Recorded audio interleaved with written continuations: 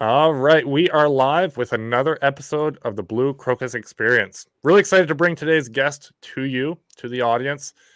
Philip and I have been connected for about a year and a half, something like that, on the interwebs. We connected through Apex, and I've learned a lot from his videos. He talks a lot about communication and speaking, which we'll get into here as we go through here. But really excited to have him on, and I think this is applicable to any audience. You know, we were talking about my audience typically is people in the trades and the home services, but Philip brings some experience in communication and speaking that I think will benefit anybody. But let's dive into who this man is. So Philip, if you want to just kind of introduce yourself, welcome to the show, and tell people a little bit about who you are, where you are, and the fact that you're in 70-degree weather and I'm over here freezing my face off. Yeah, yeah. Well, Lewis, first of all, thank you so much for having me on the podcast. I am excited to be here. I am Philip Sessions. I'm a public speaking and communication strategist, is what I like to tell myself. Not just the speaking part, not just the communication part, but really the strategy behind that. But more importantly than that, I'm a Christian husband, father of a little 15-month-old right now who it's just been an amazing journey. She's amazing just to watch her grow and everything. Fitness enthusiast, love to challenge myself in all sorts of areas, self-development junkie by trade, by just birthright, really just always wanting to get better in every area. And that's really what got me into the whole public speaking realm. I wanted to do something that most people didn't want to do, which was speak in front of audiences. I was scared to death to do that when I was younger. I remember in third grade, actually, I am a nerd. I'm an electrical engineer with a degree, if a bachelor's of electrical engineering. But in third grade, I had missed a day of school. And when I came back the next day, again, nerd, I asked the teacher, "What did I miss?" And I'm not sure if she was joking or not, but she said, "Oh, you weren't here yesterday?" Like she had no clue. This is how quiet of a person I was. And transitioned into high school where I started coming out of my shell more, but it was really only around people I was comfortable with and never would really talk to girls. And then I get to college and I wanted to change myself, my identity. So that's where I found the gym, where I got more into just speaking out publicly, but still would not really talk to girls. And of course, now I'm married, so I don't have to worry about that anymore. But still, speaking in front of crowds was something that I struggled with. I was always worried about. But now I've gotten over a lot of that. Now, if I got in front of 10,000 people, that might be a little bit different. But 20, 30, 40, 100 people, I've done it before. And it's really not that hard. And the biggest thing for me is just realizing that if I get through that first couple of sentences, or really even that first sentence, I'm pretty good to go after that. I know that I'm there for the audience. That's a big thing. But that's really kind of in a nutshell who I am: Christian, father, husband, and public speaking and communication strategist. I love it. I love it. Very cool. And we've got some people jumping on and commenting. So Tristan, appreciate you jumping in, supporting the show from Facebook. Elias is watching live on YouTube from Southern California. Appreciate you, supporting this and sharing it out as well. So Philip, you mentioned there, you were scared of speaking. I think there's some stats that the fear of public speaking is like one of the most common fears that people have. You can probably speak to that a little bit more, but when you're what like it sounds like you got more comfortable with your personal space by going to the gym, owning your space a little bit more, being a little bit more comfortable in your own skin. But standing up in front of people is still a little bit nerve-wracking. You talked about you're a little bit more comfortable with a small audience. 10,000 might freak you out. What is it about people and numbers of people that kind of gets people on edge a little bit? And how do you help people overcome that? Yeah, so let me address the part that you mentioned about me being in front of 10,000 people. I say that because I've never done that, but I've noticed the bigger the stages I'm on, the less nervous I am because I can't have that judgment, or I can't see that judgment perhaps. I Yeah. think from my personal perspective that as the stage gets bigger, it's really less nerve-wracking because you don't feel that judgment. That's definitely where a lot of that fear comes from for myself. And you may say, "Well, you're a speaking coach. Why are you nervous?" Well, in my opinion, people are judging me more harshly because I am a speaking coach, because they would think that I'm going to be super polished. And that's not the style that I coach. There's plenty of speaking coaches out there that would go through and tell you about the ums and the ahs and making sure that you're very eloquent and polished with your speaking. I'm more about taking action because that's what people need. And what I've experienced from going to conferences, well, these speakers are phenomenal. I know Ed Milet is a mutual person that we know, very polished, very phenomenal speaker, but there are a ton of speakers that are great that aren't polished like that. I would say Andy Frisella, even though he's a great speaker as well, he's a little bit less polished, but he's still an incredible speaker because of the message that he shares. And that's what matters more than anything, is that it's the message that you share. And that's what's really helped me be able to get over that fear of public speaking, because I realize it's not about me. It's about the audience. Who is that that's listening to my message? And is that message that I'm sharing with them one that's going to help them out? Because if I'm sharing to help them out and I'm thinking about them, it helps me stop worrying about myself and what I'm doing for me. I'm not up there on stage for myself. So that's really how I've gotten over it. And that's what I really teach a lot. I go through what's called a speaking bars method that I coined. So begin with that end in mind, your audience awareness and understanding. So, do you understand where you're trying to go with your message? Do you understand who your audience is, who you're speaking to? And then remembering that it's not about you. You take yourself out of that equation and remember it's about your audience, and then serve. If you could do all four of those things, it can help mitigate a lot of those fears that you have when it comes to public speaking, because you're taking yourself completely out of it and you know where you're going to go with that whole speech, which is why I say start or begin with that end in mind. Because when you know where you're trying to go at the end, no matter what's going on, if you forget half of your speech, as long as you know where you're trying to end your speech and what message you're trying to give away to the audience, you can course correct and get yourself to that ending. I love it. I love it. So you're talking about stage speaking. Now you also coach people, and I see you do a lot of this yourself through speaking on video. Can Yeah. almost be a little bit more intimidating because they're like, the whole world's gonna see this. It might go viral. Someone might do, a mashup of it. These are things that go through my head. It's like you could get some really hateful comments on it. Um, Walk us through that. How is that different, and how is it similar to public speaking? And then I'd really like to dive into that as well. Hmm. That's a great question. And really, at the end of the day, it's exactly the same. The only difference is the length and the fact that you're not going to share as many stories, because most of us are probably doing reels at this point or short form video content. So you have 30 to 60 seconds. You can't draw out something. You have to basically go right in, get the audience's attention, and then share that information and close out in some way, have some kind of call to action for them. So it's essentially the same thing when it comes to preparing a long speech, because at the end of the day, you want to have a core message after all, whatever you do. But you have to begin with that end in mind. Again, start there. What is it that you want this message to say for the people? Then who are you wanting to speak to? That's one thing with social media. You get on your phone and you could talk to anybody in the world, versus whenever you're in person. That's the thing that a lot of people don't understand, is when you're in person, you know who the audience is. Maybe it's a group of realtors, maybe it's a group of contractors, maybe it's a corporation. Well, when you're on social media, it could be anybody. Anybody can watch it, like you said.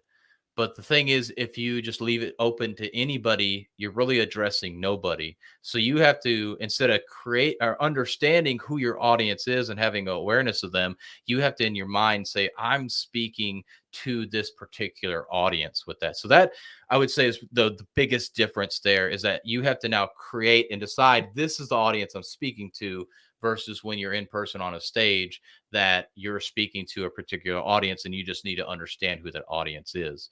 And so when it comes to your videos, definitely speak to somebody, whoever that somebody is, but you need to speak to them, because here I'm being kind of generic.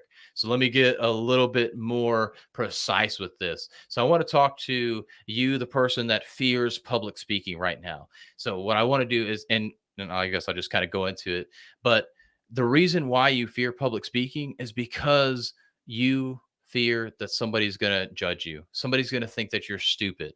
Somebody's going to think that What do you know? Why are you talking right now? Why are you doing a video? That's stupid. Nobody's going to watch it. The thing is, somebody will watch it. Somebody will care about the video that you share. Somebody will decide not to end their life today, maybe because you inspired them to do that. Or maybe you were inspiring them and they went and took action.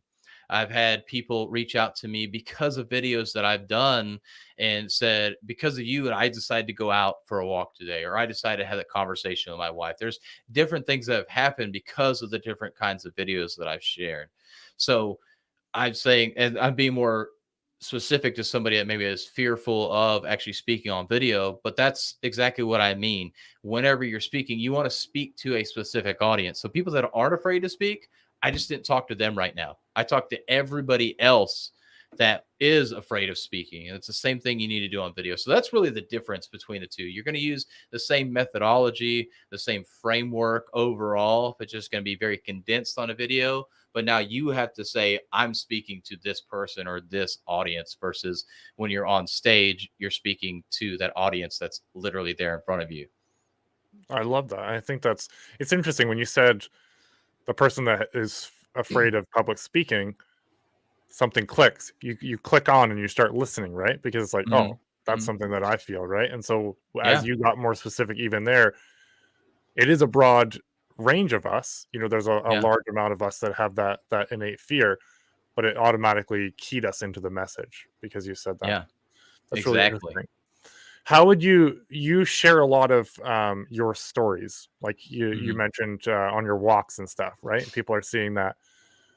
How does how did like let's take a home service person. Let's take junk removal for example. We work with a lot of junk removal businesses.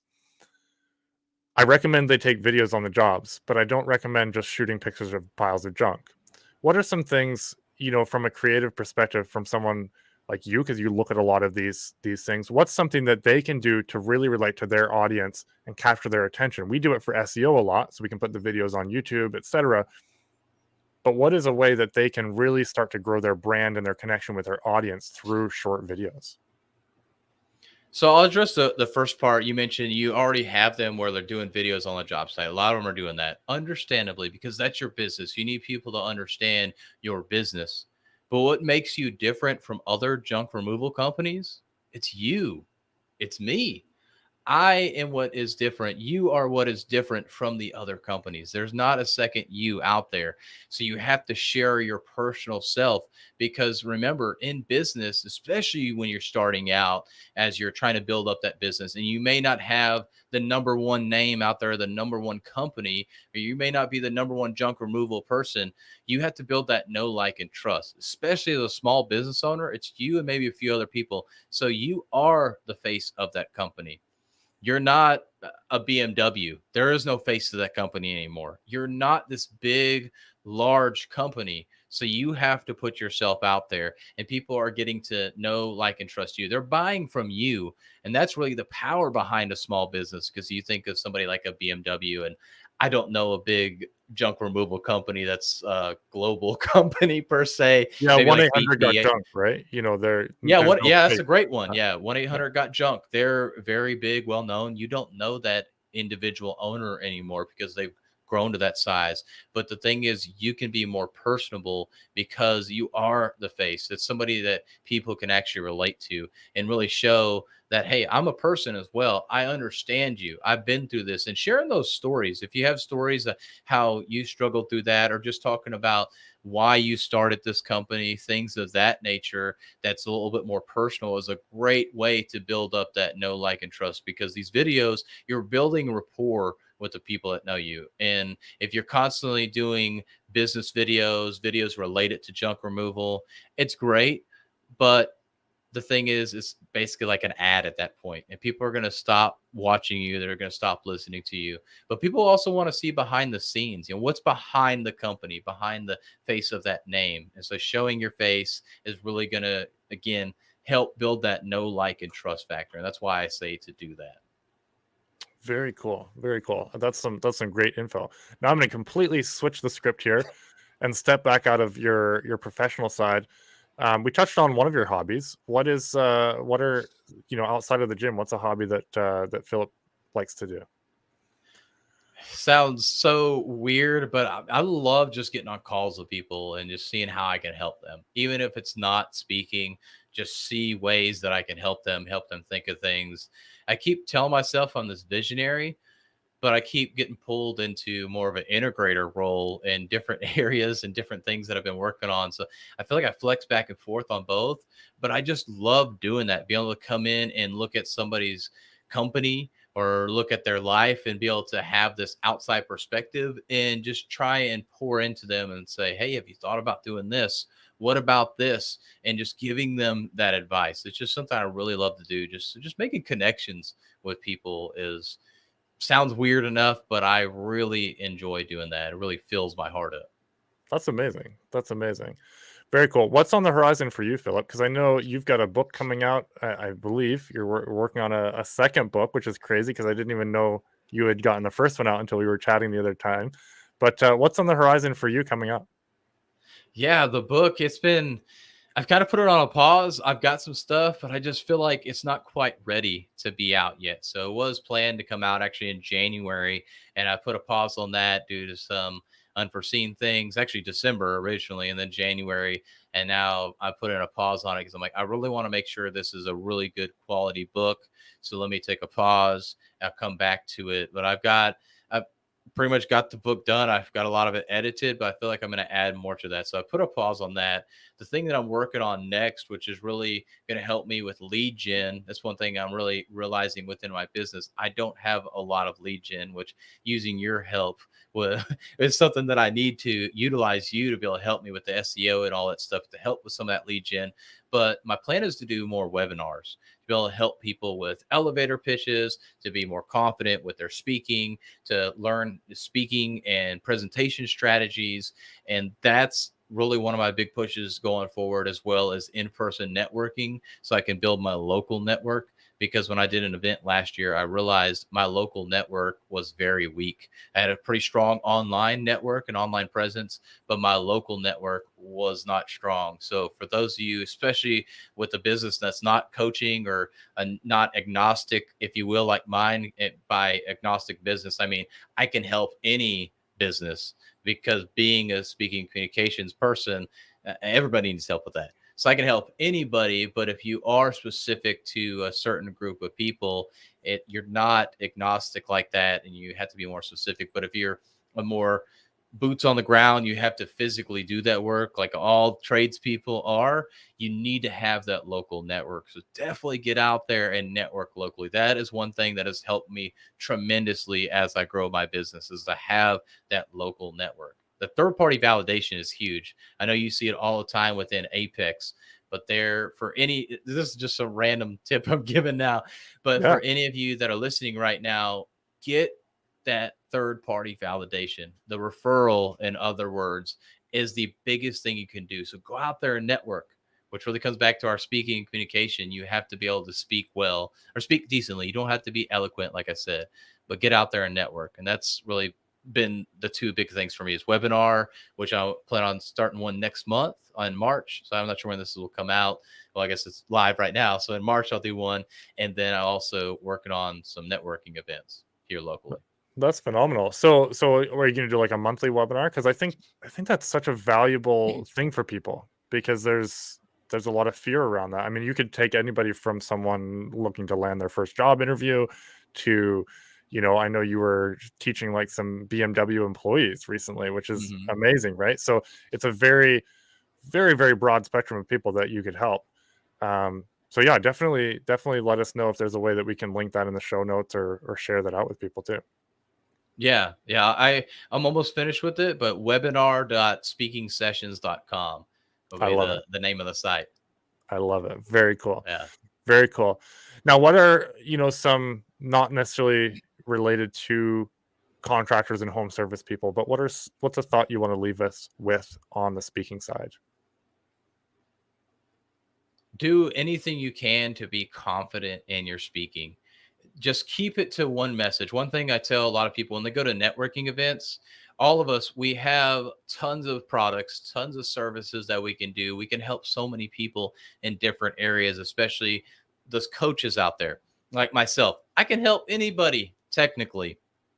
But if you're very specific about who you work with and what your product or service is, and I say product or service singular, not products or services, when you go to these networking events, it will help people identify if they can work with you or not. Because just like a confused mind doesn't buy, a confused mind can't relate to what it is that you do or sell to be able to make that connection to then say, hey, you know what, Lewis, if I'm talking to Lewis and tell him, oh, I can do this, and this, Lewis is like, oh, okay, well, that's cool. And that's what you'll hear. Like eyes are big and glazed over almost like, well, that's cool. Yeah. And they have no clue. But if you just said, hey, I help people in the trades industry with their speaking and communication strategies, it's like, oh, I know a couple of people in the trades industry, or it's like, oh, okay, actually, I could use some help with that. Now they can identify with that. Or let's say, because we know Lewis is helping people in the trades industry with their SEO, if I say that same thing and say he's not helping people in the trades industry, he'll be like, oh, well, do you help people in the corporations? And but well, actually, I can help them out. But because I have eliminated all these other things, all these other choices, now he can ask me the question. So it Mm, seems counterintuitive because you're like, well, I want to make sure I cover everything. But it's similar to and Lewis, I know you'll laugh at this because I don't know how many times you've been asked by your wife, like, hey, you want to go out to eat? Yeah. And then you ask her, where do you want to go? I don't know. So then you have to start asking, well, hey, what about McDonald's? What about Chick-fil-A? What about this restaurant? Until she finally says, oh, yeah, we can do that. But when you start giving her an option, she says, no, no, no, until she finally picks one. But if you say, well, what do you want? Oh, no, I don't care. It could be anything. So you right. have to give them some kind of option. That's why I say stick with one option because it clears out all the confusion and it actually helps them to then be able to, if you don't give them the option that works for them, they'll ask that question. Some may not, but you're more likely going to be able to help people out and help have them understand what you do if you give them a single option versus trying to give them 5 or 10 or every single option you have. That's interesting. I was playing it through on the receiving end, and that's so true. That's so true, and definitely something that I could work on as well. Yeah. Very cool. Well, Philip, this has been phenomenal. Appreciate you jumping on. Where can people find you? Best place to find me is at the Real Philip Sessions on Facebook. You can also find me on LinkedIn at Philip Sessions and then my website, speakingsessions.com. I love it. It's such a cool play on words and your name. Yeah. I think it's so good. That's so good. So speakingsessions.com, guys. He'll have his links to all his socials and everything out there too. But Philip, this has been phenomenal. I appreciate you coming on, and I love how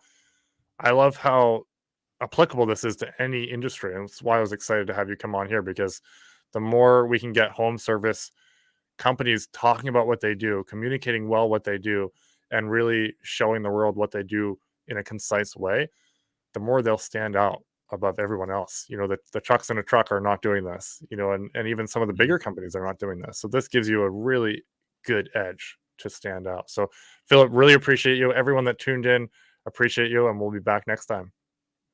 Yeah. Thanks, Lewis.